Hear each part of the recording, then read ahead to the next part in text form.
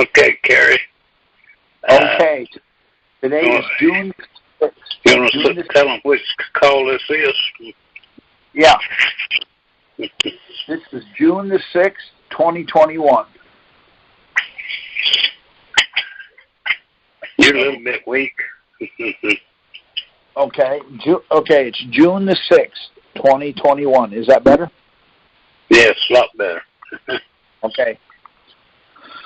Well, I'm going to start off with a story, and then you can come in and chime in if you want. We had a guy go in front of the the property tax people this week using the system put together, and he videotaped it. We put the videotape up on YouTube, and it's probably seen close to 1 million hits already in just a few days. And basically, they won't tell him. So we're gonna go to phase 2, but they won't tell him what he wants to know, and that is we want to know what we have to do to pay this thing, because you sent us a statement, we want to pay it, and they won't tell us. Now they got a problem because he videotaped it. Yeah, they just don't get it. They just don't get it. I don't want to get it. Oh yeah, get it off. We're going to move forward with it. There you go. That'd be great. But we uploaded the what do you call it? We uploaded the video, so is our volume up all the way, boys? On mine it is. It's softer than normal. Yeah. Okay, well, you're going in and out. Okay, I don't know what to tell you about that. You're weak right there. Wow. Maybe it's just, I don't know. I don't know what to say. There you are. Now you're good. Okay, well, I'll stay here then. I've been walking around a little bit. I won't move much. Now, does anybody have questions?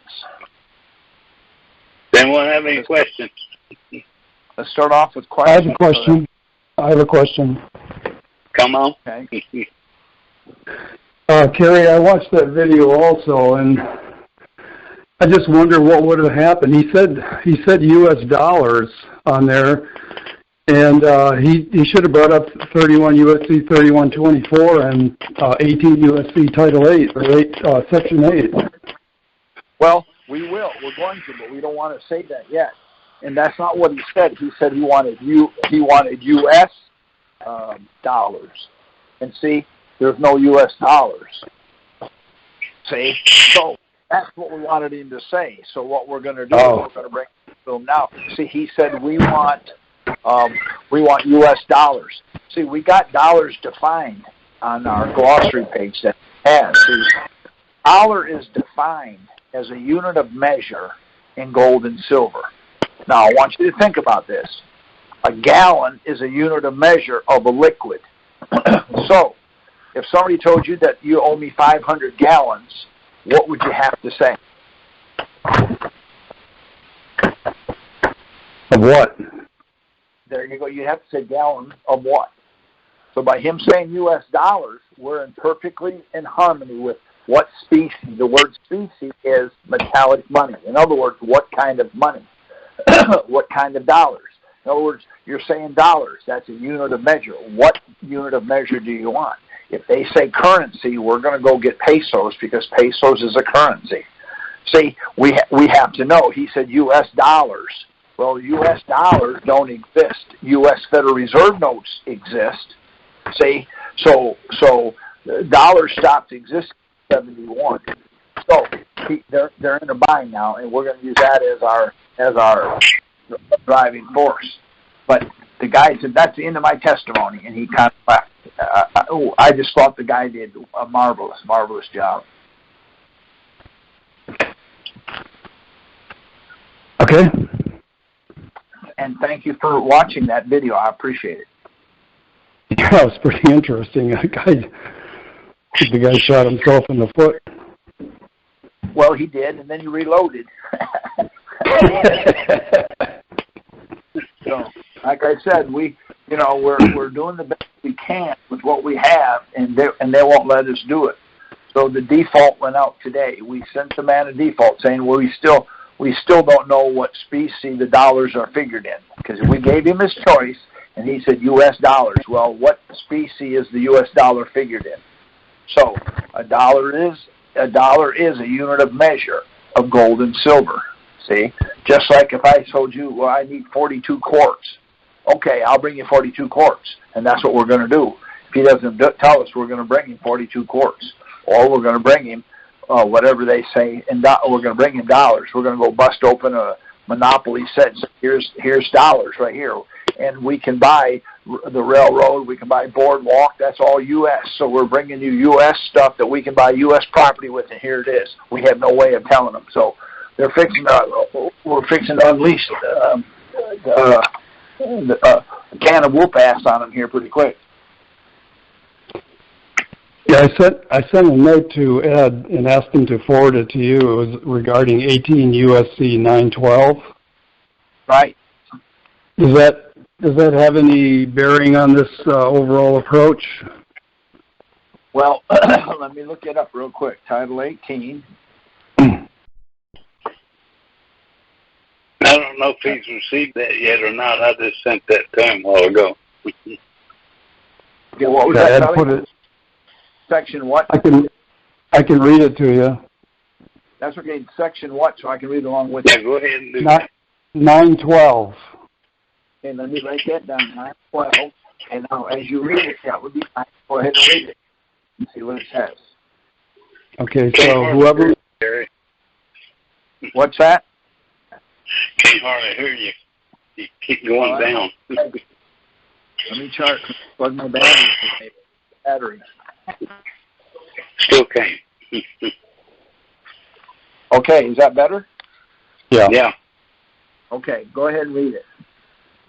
Okay, so 18 U.S.C. 912, whoever falsely assumes or pretends to be an officer or employee acting under the authority of the United States or any department, agency, or officer thereof, and acts as such or in such pretended character, demands or obtains any money, paper, document, or thing of value, shall be fined under this title or imprisoned not more than 3 years or both. Yeah, we'll use that. What we'll do, we'll add that to our lawsuit now. We'll add that to our lawsuit. We'll just put that in there. He's telling us to pay it. We're asking him we want to. We just don't know how, and he refuses to tell us. So apparently he's asking us something else. But yeah, we'll use that. We'll use that again. So that's a good thing. Thank you for that. Appreciate that very much. Okay.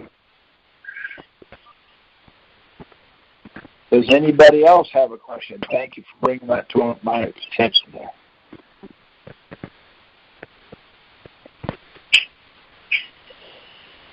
Yes, Terry, this is Beryl. I just wanted to know how, what experience you've had with no jurisdiction after a foreclosure when there was a court case, even though it was in a non-judicial state. The non-judicial kills us because no matter what you say, they just go back. And what they do is they turn you into a landlord-tenant, and the judge doesn't really listen to nothing. But in Texas, JPs, Justice of the Peaces, have jurisdiction up to $10,000 or less. If you live in $1 million home, they take you to JP, and the judge steps up and signs the order. So even though you're in $1 million home, that's way past their jurisdiction. They say it's not about jurisdiction anymore. It's about landlord-tenant. You become the landlord, they become the tenant. You didn't pay your whatever, and so they take the house.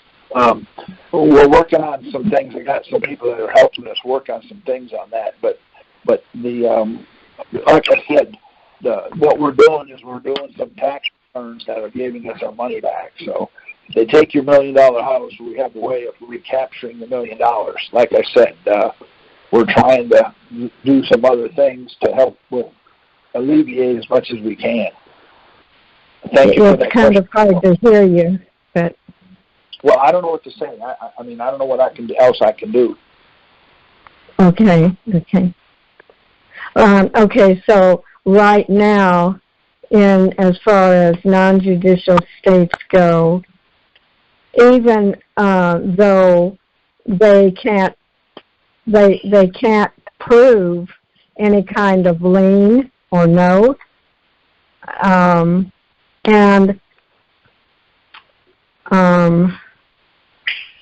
else? They can't prove, and they refuse to give evidence. Show the original note, and the note from the generally accepted accounting principles is actually, from what you've taught me already, is that's actually a payment. That note was paid by, they loaned what was paid by the note. Right, and see, what you have to do is go to MERS, type in MERS. This all comes out of MERS. MERS is where they treated the people. Okay, this is all locked up in MERS. It's going to come out eventually, but see what they're doing. See what they're doing on the MERS, and maybe that'll help you. I don't know, but this particular. Two of these properties were not involved with MERS. One was. Well, but the process is the same. I mean, the fraud is the same. So I see. It may not be MERS, but however they get around MERS, maybe we get around it the same way. Okay. Thank you. My pleasure.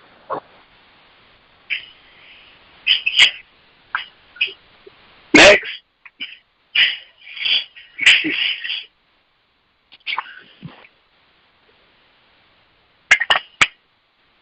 Okay. If you have a question, hit *6 and just ask it. It's going to go by fast. We'll have a short night. But what we're trying to do is we're trying to bring an argument. Hi, Terry. Yes, I am soon to be in a court case July 1st. I am challenging jurisdiction, and pretty much that I didn't receive a statutory notice. What would be? I challenged jurisdiction also. They wanted to go ahead and close the case, which they did, but my paperwork got there before 30 days had lapsed or had gone by, and the judicial notice challenge got there. And then it's like they crossed, and then the notice, of course, this case closed due to the fact that for the lack of jurisdiction. What would be my next step? It's going to be on the phone. Can I have witnesses? Yeah, that's what you want. Does it say that's what you want? Is they don't have jurisdiction? It depends on what it says. Does it say they don't have jurisdiction because of stating a claim that relief can't be granted? Correct. It says just the lack of jurisdiction, and there's a determination that I'm right, the plaintiff is correct. However they call me, I don't know if I'm plaintiff, right, or petitioner. You're the petitioner. Right. Okay, the petitioner, and of course, it states also the three things. There was never a statutory notice given. Lack of jurisdiction. There's no jurisdiction, and also. Hold on, please hold. You're asking a question. I'm trying to answer it for you. Okay, you got what you want. That's what you want. Because if the IRS says they didn't give you a notice of deficiency or notice of determination, if you go to Title 26, Section 6212 and 6213, it's absolutely required that you get it. That means you have to get it.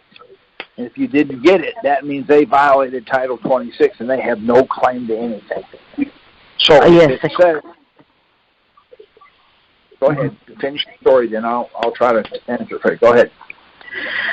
Okay, lack of jurisdiction, no statutory notice, and there was one more. What was the last one that we normally put in there?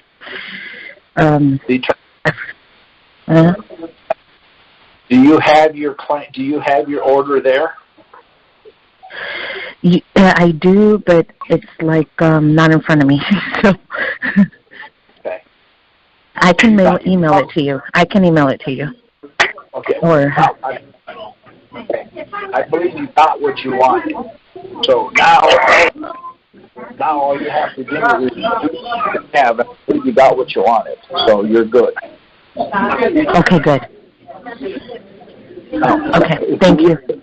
Hit *6 and keep yourself out. Okay.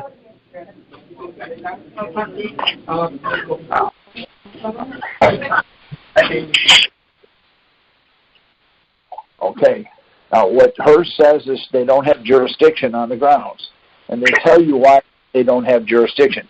And if it says because they didn't give you a notice of deficiency or a notice of determination, that's what we want, because that means they didn't do what they were supposed to do in order to move forward, and that's how we get to them. That's how we get them. So I believe she's got what she wants. You can go on the U.S. tax court and put in docket inquiry or docket search, and we can give you some names. I'm not going to give them to you over here, and then you can look and see. They always say the same thing, and then you can use that for you. Now, what I'm going to do is I'm going to ask a question, unless somebody else has a question. If they want to ask it, ask it.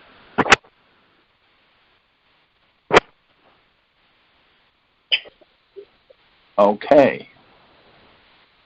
Nobody wants to ask a question then?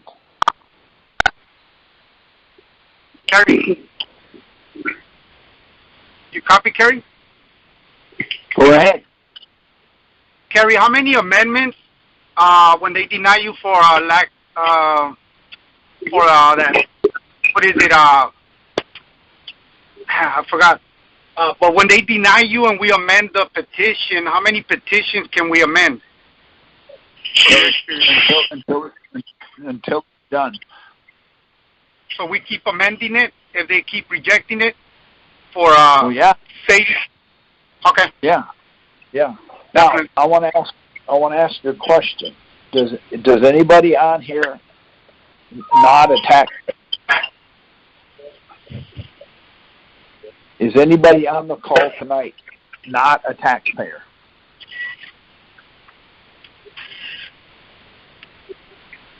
Okay. So I'm not a taxpayer. I paid tax today. Okay. Good. Thank you. Okay. Was that Brill, right? Yes. Would you define? Okay. Then, since you're not a taxpayer, you know what one is. Will you tell me what a non-taxpayer is? Well, no, actually, because I guess it could be anything. It could be my sweat. I'm taxed. But I was answering it from the common understanding of it. Wait a minute. It doesn't matter. See, you answered it. Since you answered, I'm going to hold your feet to the fire. And I'm going to say this. Since you're not, what is it? That's why we have to be careful. Right. Okay. Now, because the tax could be as simple as, and you don't. I wouldn't offer it to them. Say, I don't know what you mean, because it could be, oh, my day was very taxing. Right. See? Now let me read a letter. Let me read a letter to you. Okay, this is a letter that I got from them. It says, "Dear taxpayer, thank you for responding to our inquiry about the above tax return. Based on your information, we agree that you aren't legally required to file a tax return for the above tax periods.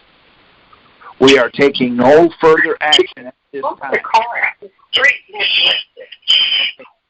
Ed, just go ahead and mute everybody. I'll come back. Mute them, because there's a lot of people that are making a lot of noise.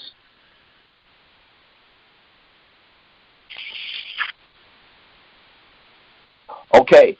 Does anybody here want this letter? Thank you for responding to our inquiry about the tax about the tax return based on your information, we agree you aren't. AREN''T, you aren't legally required to file the tax return.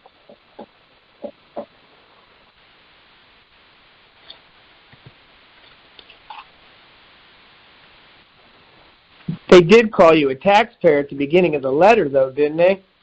Does That's that not what matter? I asked. That's not what I asked. Do you want this letter with your name on it? Yes. Was that Brill? Brill, you can't have one. There's no way I can get you one. No way. You said you're not a taxpayer. See, they can't talk to non-taxpayers. We go in there with it. Once we go in there, that's one of the things that I never do. I never make a claim of any kind. I never say I'm not a, I might be a, because once you do that, you become Ability options. There you go. You've got to then you've got to prove what you're saying.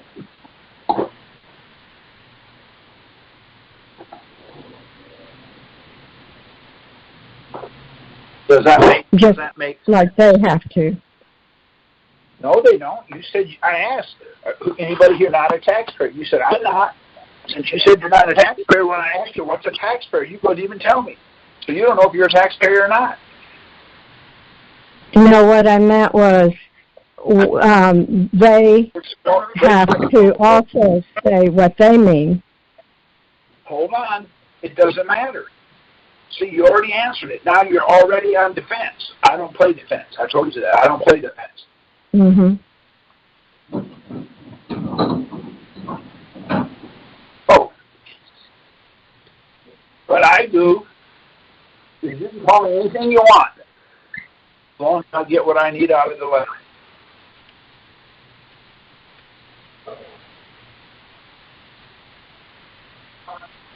Does that make sense?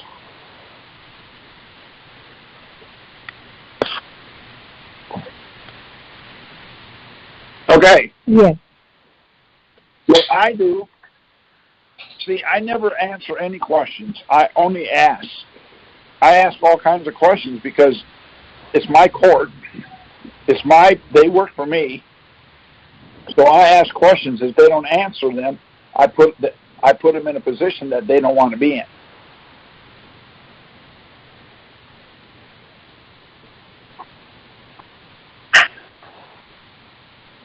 Does that make sense? Definitely. No? All right. Who just said definitely? Who said that? Burrell. All right, Burrell. I want to ask you another question, if you don't mind. Are you a male or a female? Do you mind me asking you? I'm not understanding what you mean. Beautiful answer. See? Because you don't know what they're saying. That goes for everything. For those of you that think I fell off the turnip truck, if you will, if somebody's in front of a computer, put in Title I, Section 1, and I'll show you why I say that. And then hit *6 and come back, and we're going to read what they're using against us, why we can't win. If we understand the game, we have a chance. We may not win, but we have a chance to win.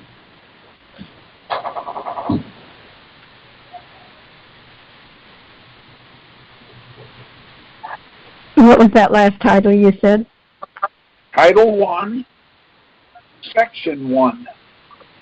That's oh, yeah. Mm-hmm.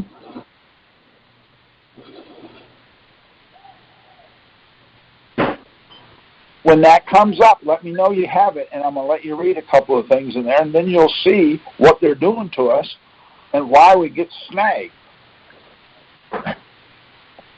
Before you do that, does anybody here, can they tell me, how do you give the court jurisdiction? How would you give a court jurisdiction?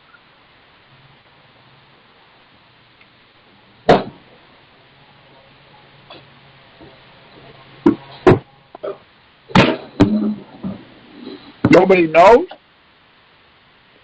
No wonder we're in trouble. Huh? you hire an attorney is one way you do it, because that just shows you're in their system, and yeah, there's other ways. If you acknowledge you this person, you say you John Doe, and you say here, you know they get you that way. Those are the two ways I know of, but there's probably a whole bunch more I'm not aware of. Well, let me tell you what I don't think you can give them jurisdiction. They have to have jurisdiction. That's correct. They have to have in personam jurisdiction, and they have to have subject matter jurisdiction, both. Right. So if they don't have it, you can't give it to them, even with a lawyer. As long as you understand that, there's a way of getting out of it with everything.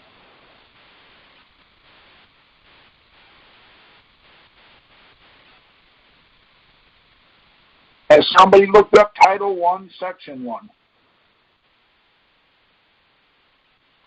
Okay, when I go into the courthouse or courtroom, I always use my glossary page. Who said that? Do you have Title I, Section 1? This is their glossary page. Do you have it?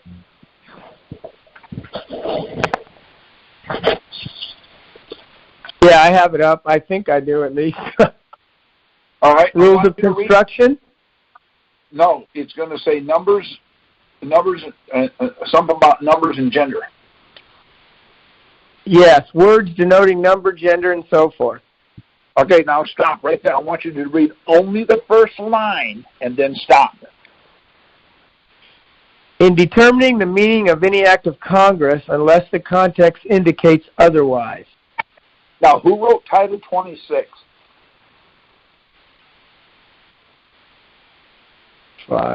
That's way over my head. I wouldn't be able to answer that yet. All right. Congress wrote it. All right. So any act of Congress. So Congress wrote Title 26. I see. Now, they're going to give you the glossary page. In other words, if they're talking about something, this is what they're talking about unless they tell you otherwise. Now read just the second line, and then stop. Words importing the singular include and apply to several persons, parties, or things. Okay, now I'm going to ask you, what does singular mean? Well, I mean, I think I know, but I'd probably look it up, being you're asking me. That's okay. Go ahead. What do you think it means? They ask you singular, so what does singular mean? Speaking in the first position. All right. Now that you said that, read that again. Read that again, if you will, that same line. Words importing the singular include and apply to several persons, parties, or things. What does singular mean? Well, now it means whatever they say, I guess. No, it means several. Yeah, several, whatever. But persons, parties, like a noun. They're basically saying it's a noun. Well, no, what they're saying is, see, unless we tell you otherwise, it means several. Now read the next line. Words importing the plural include the singular. So what does plural mean? Singular. So plural means one and singular means more than one. Now, if you don't know that and you go in there and they ask you a question, how many wives you have? I have a singular wife. They can get you for bigamy. Why? Because you said you had more than one. Now you're no, I didn't. You're going to argue an argument that you can't win because they didn't tell you otherwise. Doesn't that make sense? So what I do, everything they ask me, I make them define it so that I get, unless we tell you otherwise. I get the otherwise before I start. That way I don't have to fight from a hole. I don't have to dig a hole and then bury myself and then try to get out. I'll read the next line. Words importing the masculine gender include the feminine as well. Now, do you see a problem with that?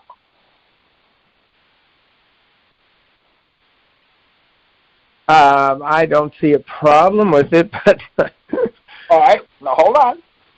Are you a male or a female?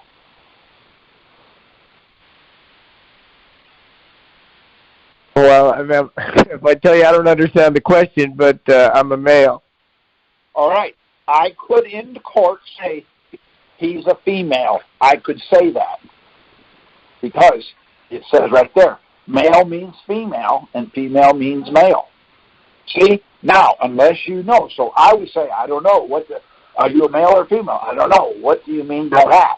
See, once they define it, then I can answer the question. Now read the next line. Words used in the present tense include the future as well as the present. Now, do you see the problem there? No. All right. What are you going to be in the future? Tell me what are you going to do in the future? What I'm doing right now. Well, that's what it says. So in the future, you're going to be young. In other words, if you're 40 today, in 10 years from now, you're still going to be 40, correct? Correct. See, that doesn't make any sense to me. If I'm 40 today, in 10 years, I'm going to be 50. Not according to them. See, they get everything convolvulated. That way, you're trying to figure out what they're saying. You're scared because you're going to go to prison, and now you're trying to argue an argument you can't argue. Now, this also goes whoever wrote the statutes. Well, the statutes are in the state. Who wrote your state statutes? Do you know? No, I don't. Congress. Well, the legislatures wrote your state. Right. Your state. Okay. Well, the legislature. Guess who they are? They're Congress. So Congress wrote your state statutes also. So what is it? What does future mean? Well, it means right now. See, what I'm telling you is that's why when we go and argue and in court, if we have to, we don't understand why. Well, they're really corrupt. Well, they are corrupt. There's no question they're corrupt. But we're letting them be corrupt. This is how you take you make them less corrupt. They can be corrupt with anybody they want to, as long as they ain't with me. Now read the next line, if you will. The words insane and insane person shall include every idiot, insane person, and person non-compos mentis. Okay, that means you're nuts. Non-compos mentis means they've determined you're nuts. See? So you ever heard, I don't know if anybody's ever been involved with them, but they'll say, if you don't answer the questions the way we want them answered, we're going to have you taken in for a mental evaluation. They're telling you they're using Title I, Section 1. See, there's a way around all of that. Now, read the next line. The words person and whoever include corporations, companies, associations, firms, partnerships, societies, and joint stock companies, as well as individuals. Okay, now, I have a friend of mine, whoever. Do you know him? No. Okay. Now, tell me who General Motors is. I can't tell you that. You don't know what so you're telling me you don't know what General Motors is. Is that what you're telling me? Yes. I don't believe you, not for 1 minute. Now, they're going to take you in for a mental evaluation. Well, I don't know who they are. Really? What are they? I mean, it's an automotive corporation for what I know. So it's an automotive corporation. I asked you if you knew whoever. You said no. Read that one again, please. Because whoever, I see. Whoever means corporation, so you do know. See, we're answering questions that we have no idea. That's why I always make them define what they're saying. Read the next one. Officer includes any person authorized by law to perform the duties of the office. Doesn't say he has to do them right. Doesn't say he has to follow the law. It just says he can do them. See the problem we're getting now? All of a sudden we're so upside down on this, we don't know what's going on. See? All I'm trying to do is show you that if you get squeezed, you got an argument.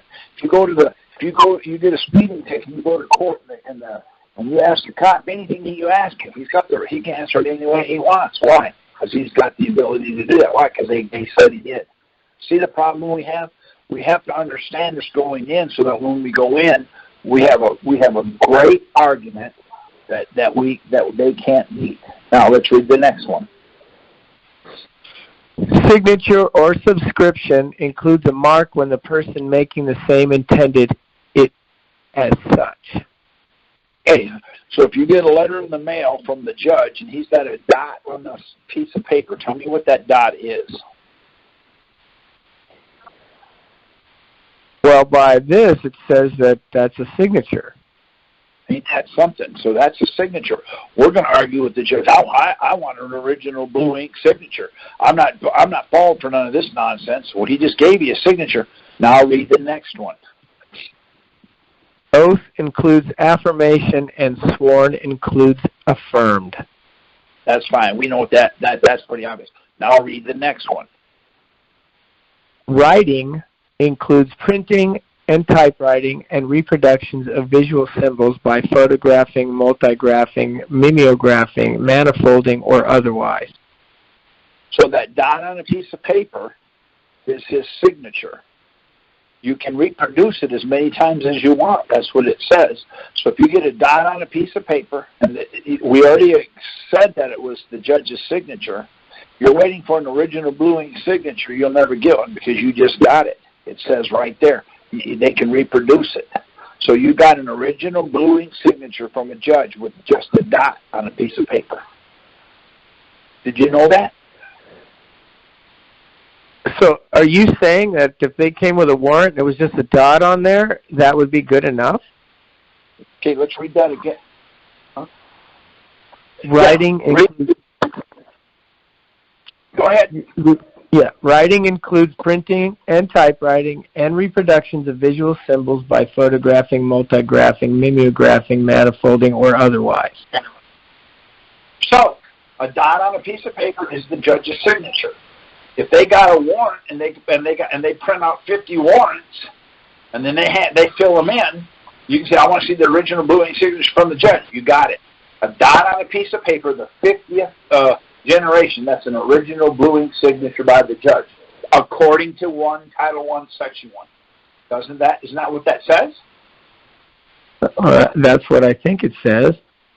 Okay, now let's read the next one. That may have been the last one. That's the last one, other than lots of numbers. Yeah, don't worry about that. So we're going to go to court. We're going to say, well, by God, I don't have to answer you because I want an original blue ink signature. We're going to go to jail because we're in contempt of court. Those corrupt, no good pieces of crap. Well, it says right there, a dot is his signature. They can reproduce it, manifold it. See? In other words, if we know this going in, we can build a defense using their language that's to our advantage. Does that make sense? To be honest, I'm starting to grasp what you're saying, but I can't honestly say it makes sense to me yet, but I am kind of understanding. I appreciate the... I mean, I understand what you're saying, but I wouldn't be able to speak or even think like you're alluding. Well, it's a gift. It's a curse. It's a gift. It's a curse. Yeah, I'm sure your wife would probably say that. Yeah, my wife. Yeah, she doesn't like. Yeah, she doesn't. But the problem we're having, see, we think they're saying blue and they're really saying red. That's what it says. So how I guess what I don't understand is so there's something missing in my thinking because I can't quite figure out what you're saying. I mean, I see it a little bit, but how are you building a case against what they're saying? All right. Let me show you. I'm going to make a statement here. I want you to defend it, okay? You ready? Okay. You're the dumbest guy on this phone call tonight. Now, you have to defend that. Now, defend that. I would just say, well, you'd have to tell me what dumb means because I don't think I'm dumb. Okay? I don't have to tell you. See, you've already stepped in it. Now, say the same thing to me, and I'm going to show you how I defend everything. Which guy? I think you're the dumbest guy on the call. Thank you. What proof do you have that I'm the dumbest on the call? Okay, Your Honor, I want that struck from the record. He's making statements that have that go nowhere. I'll never admit to anything. See, I'm always on offense.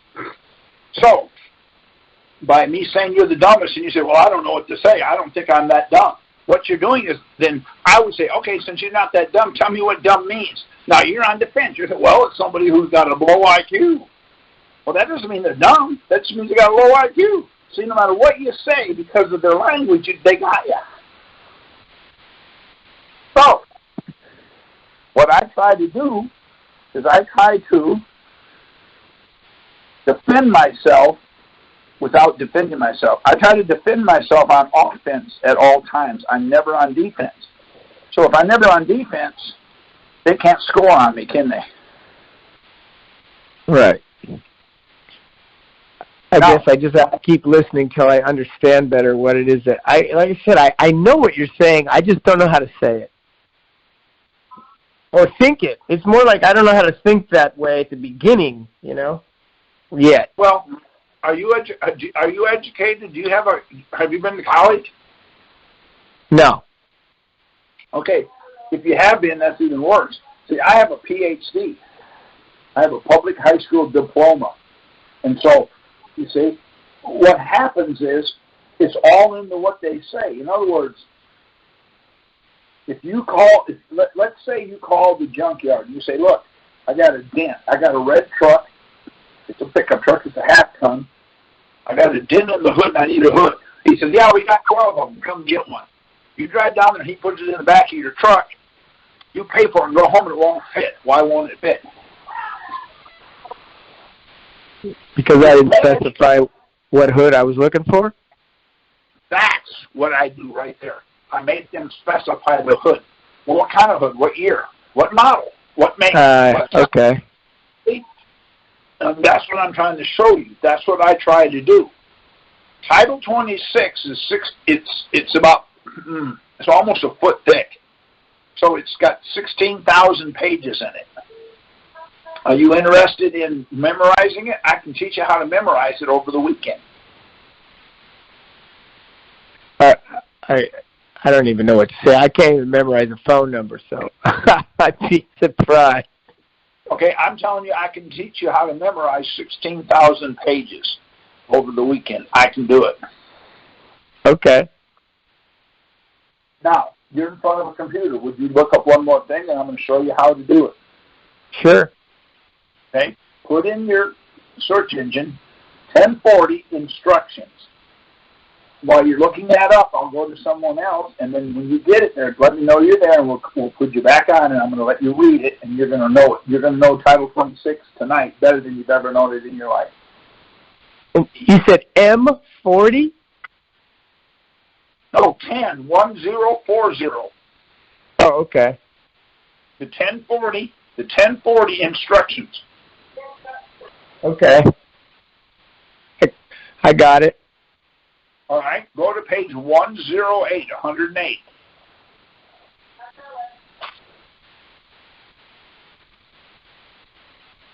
At the top of that page, what does it say? I'm scrolling right now. I'm pretty close. 108. Yeah. Top of the page, it says Disclosure Privacy Act and Paperwork Reduction Act Notice. Okay, so the IRS's Paper Reduction Act, Privacy Act Notice, it's got 3 columns. Go to the left column, 3rd paragraph. Don't start reading it yet, but I'm going to ask you a question. Do you follow 1040? Generally, this was the first year I didn't. See, that's not what I asked you, but okay. Why? Okay. See, I already got 2 hours worth of beating up on you now. Look, why didn't you file? Why didn't I file? Yeah. Why are you asking me? Because I'm going to show you how to answer it. Okay. Why didn't I file? Because I didn't want to this year. I wanted to figure out how to work it through. And for me, I just have to stop doing things, and then I'll figure it out as I go. If I get in trouble, I'll get in trouble, but I'll still figure it out. All right. I'm going to show you how come you don't have to file. Go to the to the left column, Yep. third paragraph.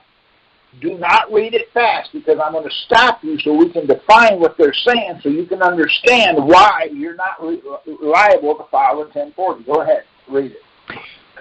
Okay, so it's just sentence by sentence. Is that what you want? I just want you to read the first couple words and then stop. Our legal right. Stop. Who's our? Right. It's the 1040. I imagine it's the IRS. There you go. Let's read it that way so it makes more sense. And then read it that way and then stop at the same place. Go ahead. The legal right of the IRS. Okay. No, hold on. The IRS's legal right. Okay. Now, the IRS's legal right to ask for information. Hold on. So if they violate their legal right, what would they be doing? They violate the legal right, they'd be doing something they shouldn't be doing. Okay, then it would be illegal, would it not? Yeah. Okay, so now start over, and I'm going to let you go a little farther, and then I'll stop you again. Go ahead.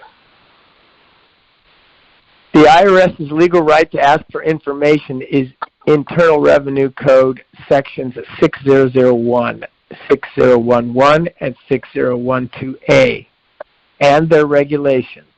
Stop right there. Hold on. Now, I'm going to make a statement, and I want you to answer it. You have to file a 1040 because of 6901.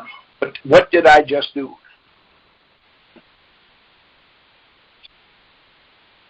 I mean, you gave me a command, or an instruction. Okay. Start over and read it again, and then stop right there, and then I'll ask you again. I want you to listen to what you're saying. Go ahead.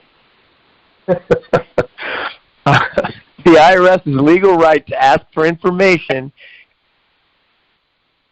Keep going. Yep. Is Internal Revenue Code section 6001, 6011, and 6012A, and their regulations. Now stop. You have to do something under 6901. What did I just do? The IRS's legal right is 6001, 6011, and 6012A. I told you 6901. That would be illegal, wouldn't it? Oh, I see what you're saying. Right, you're giving me something that's outside of what they're asking. It's illegal. Now, let's finish reading that, and I'm going to stop you again so you can understand. You know why I don't file a 1040? And the reason? Because I don't have to file it because of 6901. The Paper Reduction Act and Privacy Act notice forbids me from filing it. Now, let's finish it up, and I'll show you what I mean. Start from the beginning or just keep going? You can just keep going. Okay. They say that you must. Stop. Huh? Stop. Who's they? The IRS? No, the IRS. I guess they mean somebody else now. No, it's the section 6001, 6011, 6012. Oh, I see. Yeah. So the only thing they have a legal right to do is, let's see what their legal right is. They say you must file a return or statement with us for any tax you are... Hold on. Now, you have to file what? What does it say that you have to file? A return. Go ahead. Or statement. Oh, yeah. With us for any tax you are liable for. Hold on. Does it say a 1040 there? No, it's a statement. All right. So I can file a return or statement. I file a statement every year. So I do exactly what they tell me to do. Now, the word file, it doesn't say mail it to them. It says file it. The word file is defined in Black's Law Dictionary very uniquely. So I do exactly what it says. So they asked me, do you file a 1040? No. Why? Because the Paper Reduction Act, Privacy Act notice forbids me from it. See, it tells me to file a return or a statement. I choose to do the statement. See? Right, I see. So, anytime they ask me if I file my 1040, I say absolutely not. And the reason is I file a statement, so I'm current on all my statements.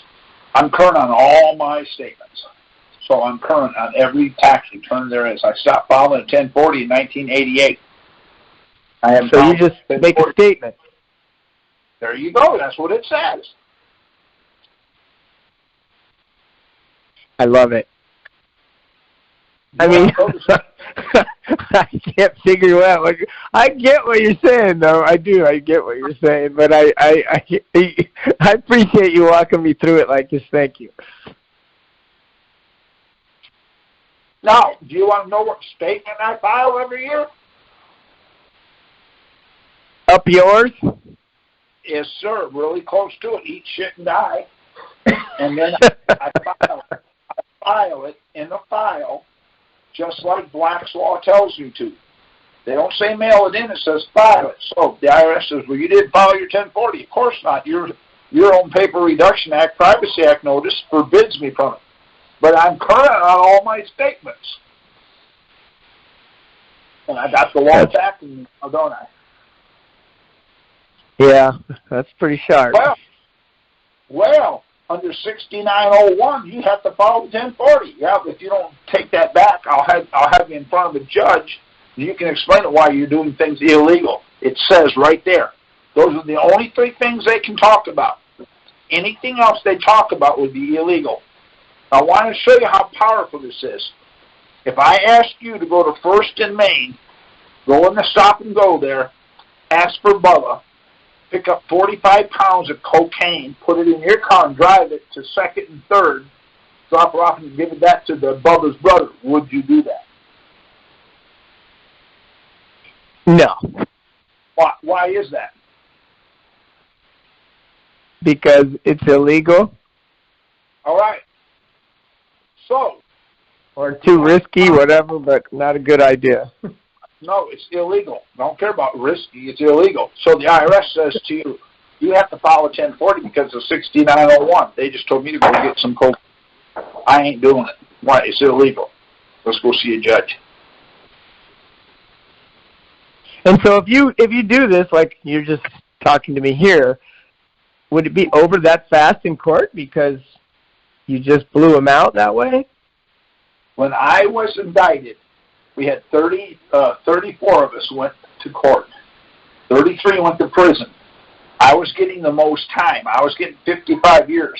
The rest of them were getting 30, 50, 9. I was getting 55. I was the only one that went home because that's my argument right there.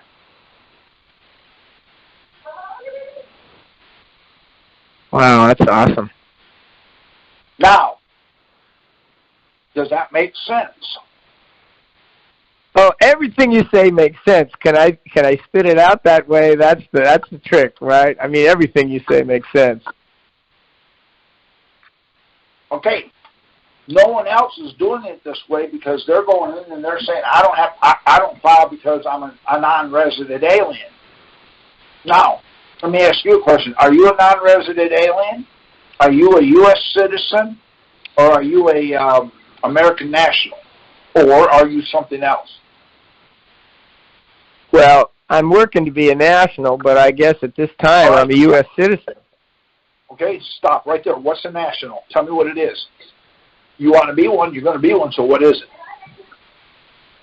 It's a person, well, I mean, I guess I'm not able to really explain that. It's a person who's honoring the original Constitution and operating through the state citizenship.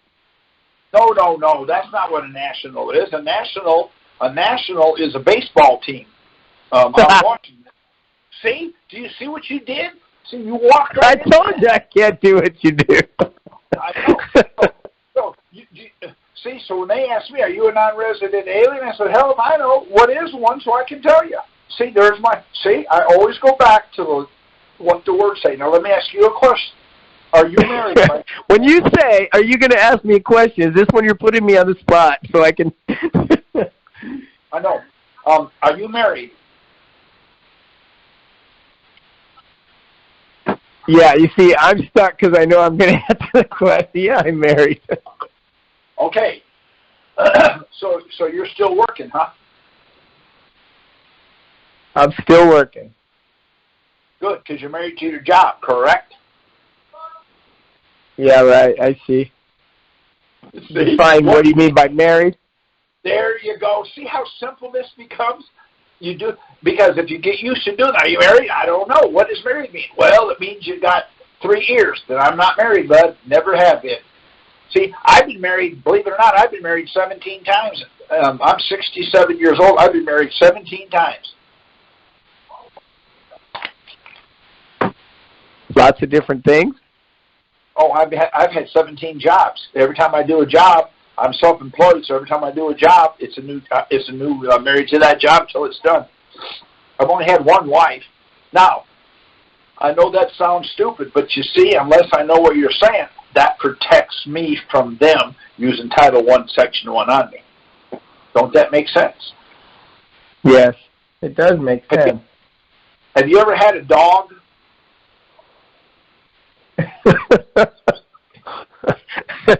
Have I ever had a dog? Yes, I've had dogs. What kind of dogs, right?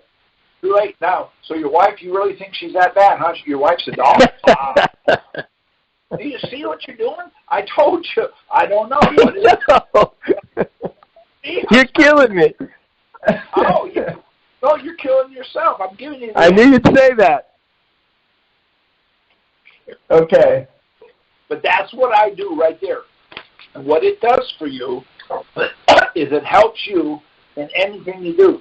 See, without jurisdiction, they got nothing. They got nothing. See? So if you have to go to court for a speeding ticket, you got to understand the court you're in. Make sure you're in the right court. And you ask the court, do you have jurisdiction? They're going to say, yes. Can I see it? No. Right there. They just violated the law. Then you say, okay, I object because I'm going to appeal it on the grounds. The law says if I challenge it, it cannot be taken for granted. It has to be proven. See? Then they're going to say, I have it. Okay, I got a traffic ticket. So that means this is a traffic code court. Now what are they going to do? Well, no, then you don't have it. Well, yeah, then it's a traffic code court. Okay, it's a traffic code court. Okay, according to Texas law, the transportation code says traffic code is for commercial use only. Now, they have to prove I was in a commercial activity because commercial activity is also defined. See, I don't ever have to defend. I mean, I never have to, I defend, but I never have to prove. See? I asked you, you're the dumbest guy in the thing, and you said, well, how do you know? See, my thing is, what proof do you have that I'm the dumbest? I know there's a guy in here somewhere that's dumber than me. Maybe, maybe not. Maybe I am. See what I'm saying? Yeah. Yeah, I do. I can tell, like, when you my brain freezes up, and I'm like, what is going on in my head? It's like, I know that I'm going to answer it wrong, and I did anyway. Well, you're not answering it wrong with me, but when you need it, you'll thank me for it. Yeah, well, I already do appreciate what you're doing, so I'll thank you now. Well, I appreciate that. Now, have I beat you up enough? No, you can beat me up some more. I appreciate it. Unless somebody else would get beat up, I'll let them. But I'm fine to go on. Okay, come on. If anybody else has a question, come on so we can help you with your questions. Now, what we're doing is we go to the tax court. What we do is we tell the tax court, I never received a notice of deficiency or notice of determination. And now, we say statutory notice of determination and statutory notice of deficiency. There's 100% chance that you didn't get one because they can't give you one. But yet they're using that as so they're saying you got a lien or a levy. Once we go there and get you that, help you get that, we can now get your lien or levy released. If you're in Social Security and they're taking your money, we can have it reinstated. And the reason we can, because we now have the court and the law behind us. See, it's our courts. It's our courts and it's our law. And so what they're doing is they're shanghaiing it. You know, they're putting in private law, which is statutes, but we own the courts. So we're creating, Ed and I are creating a massive, massive problem for them. Because what we're doing is we're showing you how to use their language against them, and they don't like it. But what it does is it puts us in the driver's seat. So I never played defense. I don't know how to play defense. I play offense all the time. Back in the day, when I was younger, I played basketball. And I would play basketball. I'd go down the thing, make a basket, they'd throw it in, and then I'd do a full court press. I'm on defense, but I'm doing a full court press. So if that guy drops the ball, I put it back in. So I run a full court press. That's an offensive move on the defense. Or I'm playing offense on offense. So no matter what I do, when it comes to the IRS or the court, I'm always on offense. And by being on offense, it puts them in a tremendous disadvantage. Does anybody else have a question on your case, or if you want to know something that we're doing, let me know so I can try my best to find out what it is. Yes, I do. Actually, I have my letter in front of me, and it says, please email any additional information, documentation you want considered so that I receive it by June 6th. Well, hold on one second. You said I got my letter in front of me. What is it, your menu for next week? Yeah. It's from the Department of Treasury, IRS Service, Independent Office of Appeals notice. All right. Not a problem. See, I know it. Now, have you been to the tax court? No, I have not. Okay. Now, what are they asking you for?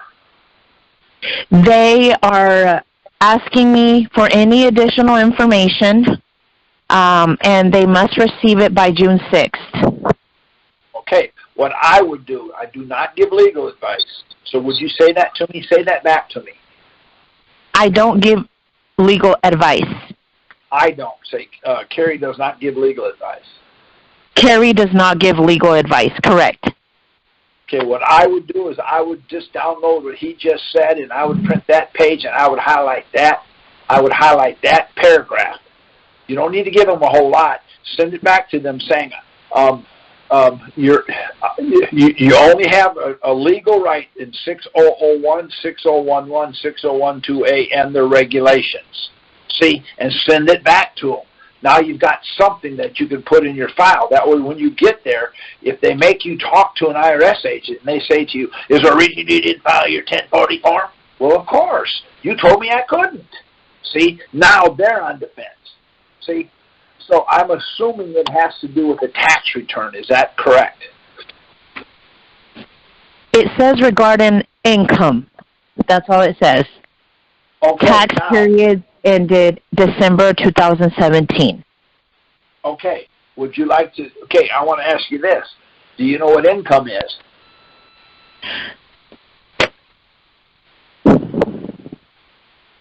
I can look it up. Okay. Let me give you the Title 31. If you'll go there, Title 1 is the Treasury or Money and Finance. I would think the Treasury Department, since they return our money, they would know what income is. So go to Title 31, Section 321. When you get it there, look up little d as in dog, the number 2. And when you get there, don't read it until you're there so I can stop you so we can define what they're saying so that you can use this to your advantage because they're telling you it's about income. We're going to define income the way that the way the Treasury defines it. Are you there? Okay, so it's Title 31, correct? Yes, Section 321. Okay. 1. Title now, 31. Yes, Section 321. Okay. Now, go to little d as in dog, the number 2. And when you're there, let me know you're there. We're going to read it. And this is the definition of income according to the Treasury. Now, before you read it, I'm going to ask you a question. Have you ever filled out a 1040 in your lifetime? When you did, there was an overage and the IRS sent you a refund check. Has that ever happened to you in your lifetime? It has, yes. No, it has not. You're lying to me. Since you're lying to me, I'm not going to help you anymore. Shucks. I messed up. You filled out the 1040 and you sent it to the IRS, and the Treasury wrote you a check, and you got a Treasury check. So the Treasury knows something about money. They're the Treasury. So are you there now?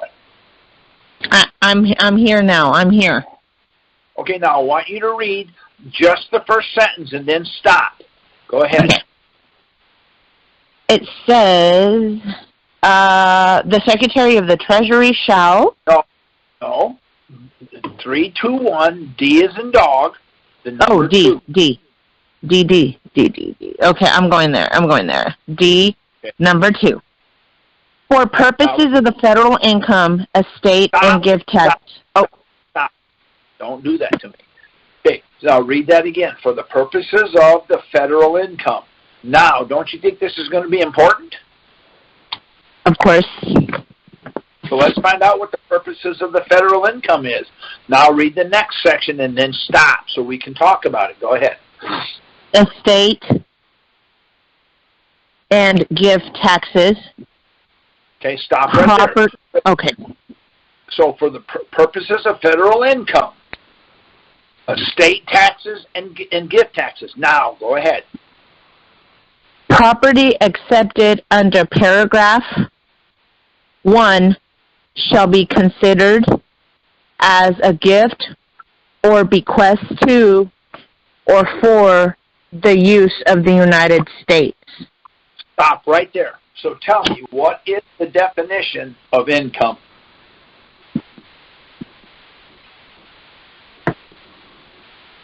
Estate, gift taxes, and property. No, let's read it again. For purposes of the federal income, estate... Oh, it's a gift. Shall be considered as a gift or bequest to or for the use of. Okay, so income is gifts or bequests. Or bequest.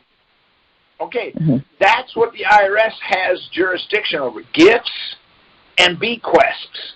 So when you go to work, how many gifts do they give you? None. How many bequests do they give you? I don't know what bequest is, but I can look it up. Okay, put in bequest definition, Black's Law Dictionary. So, income's not what you thought it was. See, all of their words are perverted. So what we do is I have the gift, I go through and see what they're saying, and I find the definitions, and that's what I use, because the Treasury, if I fill out a 1040 form and send it in, and they owe me money, the Treasury's going to send it to me. So the Treasury is somehow perverted in there, somehow they're perverted with the IRS. So the Treasury, the Money and Finance, that's the name of the Title 31 is Money and Finance, or the Treasury. So they've got to know what income is, so you look up income. Once you look up income, it's a gift or a bequest. So when the IRS says, did you have any income? Well, I had profit and gain. I don't care. Okay, then put down your profit and gain. You defined it for them. My answer is, holy smokes, I don't even know what income is. Can you tell me? When I got indicted, I asked the IRS, well, I'm confused. Can you tell me what income is? He says, well, what do you think it is? Well, I think it's something coming in. He said, it is. I said, good. I drank 6 gallons of water last week, but I urinated out 3 gallons. So I guess I got 3 gallons of income. Man, then I sat down and watched the fun begin.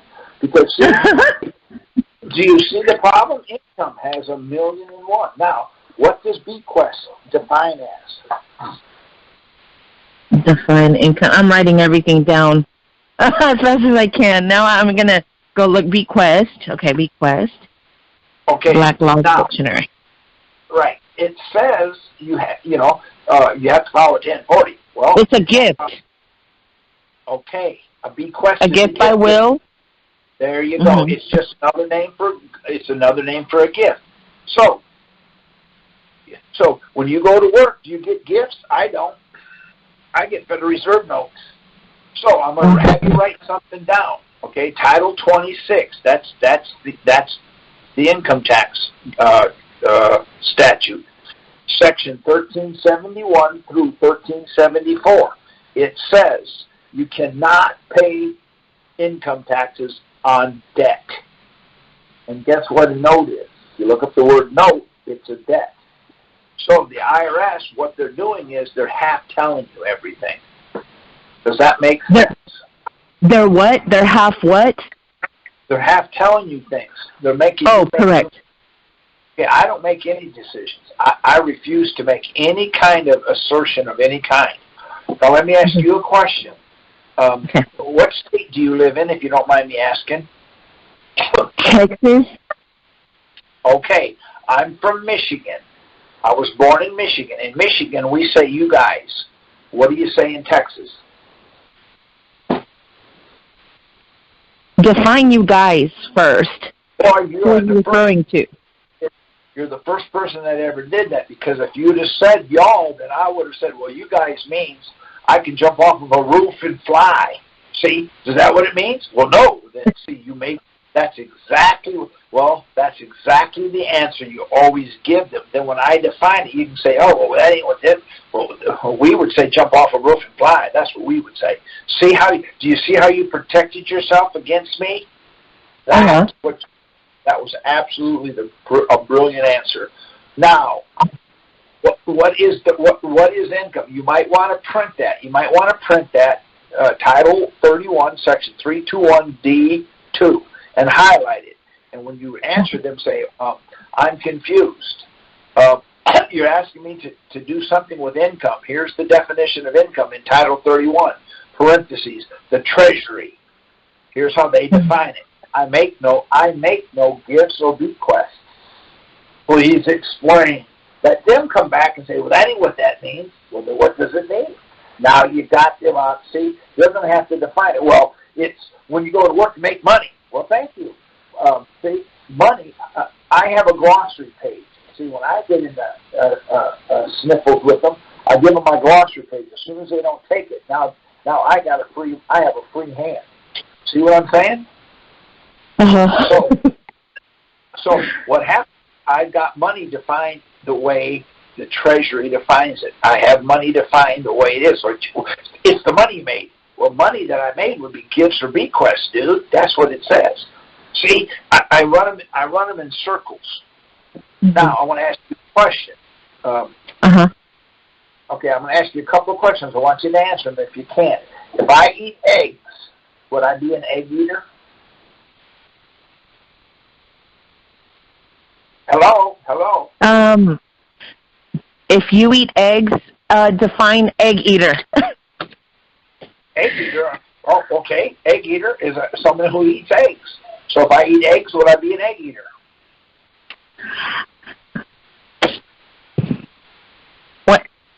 What color? What color of egg? I don't know. They come out of a chicken's ass. So if I eat eggs, would I be an egg eater? I don't know. I don't like eggs. Okay. If I eat bacon, would I be a bacon eater? I don't like bacon. I mean, I don't know. What does an egg taste like, and what does bacon taste like? Yeah, bacon tastes like a bald eagle. Oh God. Okay. So if I eat feathers, what is a bald eagle now? You started with chicken, it came out of the ass, and then now, okay, define bald eagle. See, you're killing me, but that's what you have. That's really good there. Now, I'll be honest. You're killing me. See, but this is how ridiculous they get. They're not that ridiculous. Yeah. I'm trying to show you we have to get an alternative way of thinking, okay? Yes, thank you. I'm going to ask you one more question. It's going to be embarrassing. You don't have to. Can I ask you a question? Absolutely. Okay. So the Office of the Chief Counsel says here that the Independent Office of Appeals for possible settlement, and it is assigned to me. So there's 3 people here. There's 3 entities. What? Right. It says the Office of the Chief Counsel referred your United States Tax Court case to the Independent Office of Appeals. That's 3 entities there for possible settlement. Jeez. Okay. And it is assigned to me. So what you would do is ask, say, why is it there? What do you mean by settlement? Because see what happens, they're wanting you to determine what a settlement is. Would you settle for? I don't know. What else you got? See. So what they're trying to do is they're wanting you to settle. Is what they're wanting you to do. See, they're nothing more than an arm of the IRS, and they're trying to get you to open up and do it, to give them whatever they want. So let me ask you a question, okay? Do you have a drinking problem? What type of drinking? What type of drinking? Do you drink? Are you a heavy drinker? Depends what drink it is. You see how this works? Because if you just said no, I don't drink, then I would have said, then how do you live? Because you got to drink water. So I thought you right. See how this works? It works like that yes. for every single thing. That's now, awesome. So your case, what you want to do is you want to get in charge of the chief counsel and tell the chief counsel, I'm confused. I don't understand what you're asking. Ask me, but I don't understand it, so that they can tell you what it is. See, they want you to draw the conclusion. Ask you a question. If you fall out of the top of a tree and hit the ground, would it hurt? Which tree and how high is the tree? It all depends. You see how this works? Yes. Because see, now you're making me define what I'm saying. Because if you said yes, I'd say, well, this is one of them Chinese little bitty trees, you know. Oh, I can't even. See, I would break it probably, but yeah. I understand that, but see, to answer your question, write a letter to the chief counsel saying, I got this letter enclosed for your convenience. I don't understand what you're asking me. What are we settling for? See, let him tell you, because then, just like you did to me, we want to settle. Good, I want to settle too, but I want to live in Washington, D.C. See, that's my settlement. Where do I get my house? Okay, got 10 minutes. Problem, not a problem. What are we settling? I appreciate you. Now, does anybody else have a question? Okay. Thank you. Well, if nobody else has a question, we can call it a night. Fine, call it a night, please. No, just kidding. Right. Okay, and no one else has a question, so call it a night. I do, Carrie. I got a question. Okay, go ahead. Okay. Oh, I'm sorry. I'm still trying to get a hold of you. Okay. If you want to get a hold of, if you want to get a hold of me, email Ed, and Ed will forward on to me. No problem. Okay, if that's the email working, I sent 2 emails and I got no response. Well, Ed's email is on the thing you got tonight, and you'll see it at the bottom. I know that. Okay, email Ed. Ed, is your email working? I'm sitting here on it right now.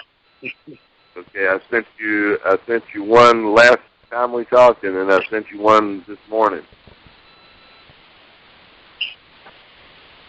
You sent one when this morning? Yeah. Ed, look in your spam. Maybe you got it there. I don't know. Yeah, I'll have to look. And this is Mark. This is Editor William. I don't know what it says it's from. You know, it's from Crime Fighter 2007. What state you from?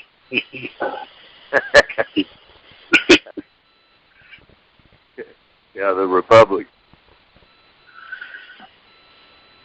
That's a good one. So it must be Texas.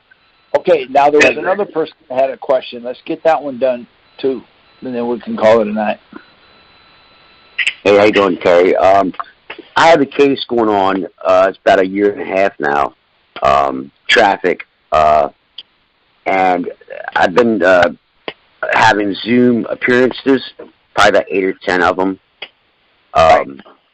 Every time I ask the court if they have jurisdiction, the judge says yes, and I ask if he could show me, if I could see the evidence of the jurisdiction. And basically, he's now saying that he says we have it under the Constitution of the United States and the Constitution of the state of Florida. So I challenged the jurisdiction again. I questioned that, and I also read the case or controversy clause into the record. And he basically, they just keep railroading me, they just keep denying it. I also, state on the record that the facts were not in dispute, and I reserved all rights, and I accepted the judge's oath. I don't do that. So you're outside of my wheelhouse. I don't do that. What I do is I tell the judge, can I see the jurisdiction? He says no. Say I object. I'm going to appeal because there's some really strong. I believe Ed has them that says if you challenge jurisdiction, it cannot be. It has to be proven. It cannot be accepted.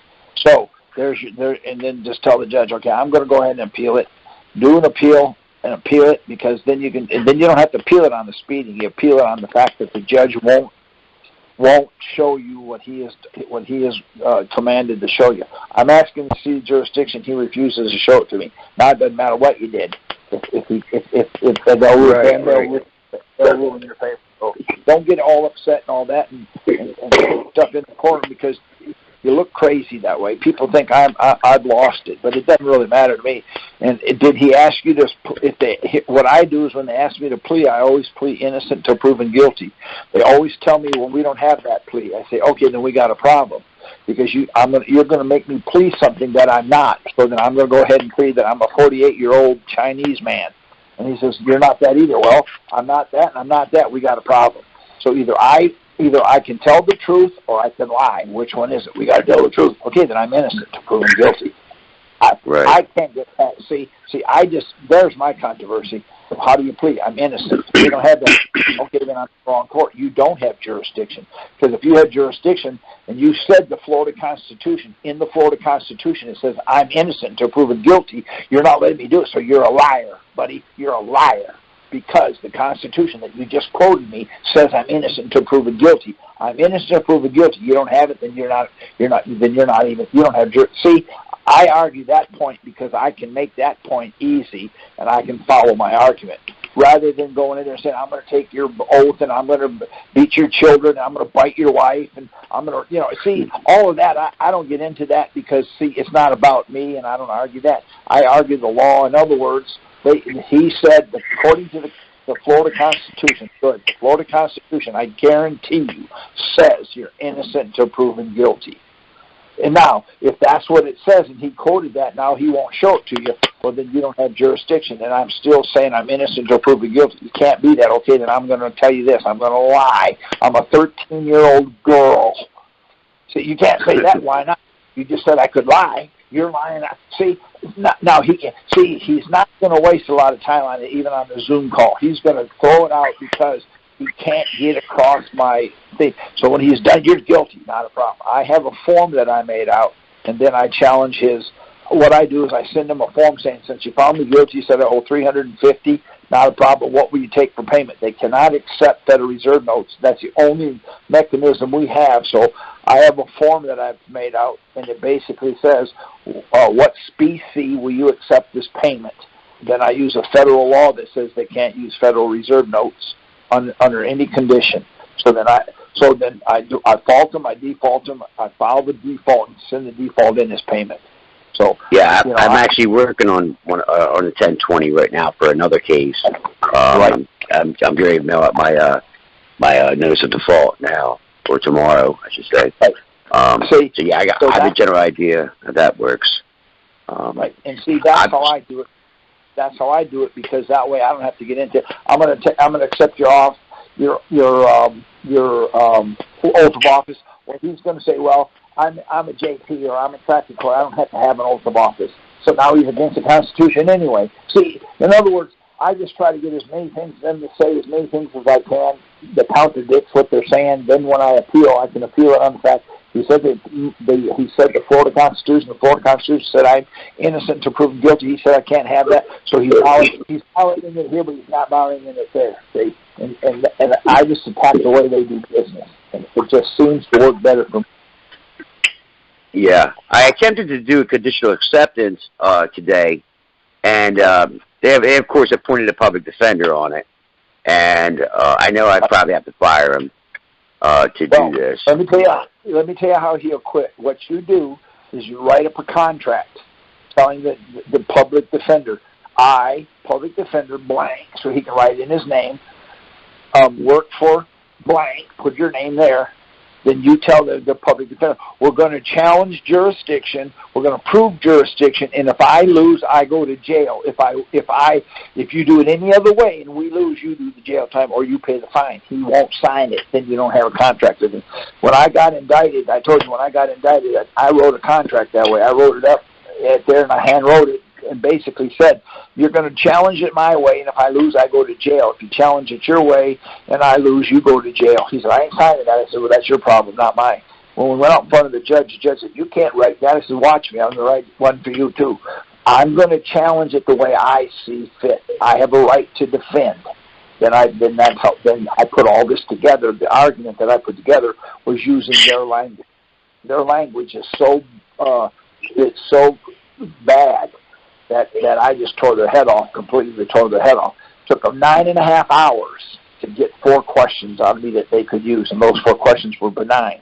It didn't hurt me at all. Because, so that's how I do it. If you have any questions and need some help on the 1020 or anything, you let Ed know, and I'll contact you. Because I was the one that invented the 1020. I came up with that, and I'll show you the concept and how we're doing it, what we're doing it. And if you want to see the use of it, we have that video that we took when we were there. We used the 1020, and when we went to the tax court, the property tax, not court, but the property tax collector assessor, he couldn't answer the question, so my testimony is through. He's done. We're putting a fork in him right now as we speak on the phone. We're putting a fork in him. Because that's great.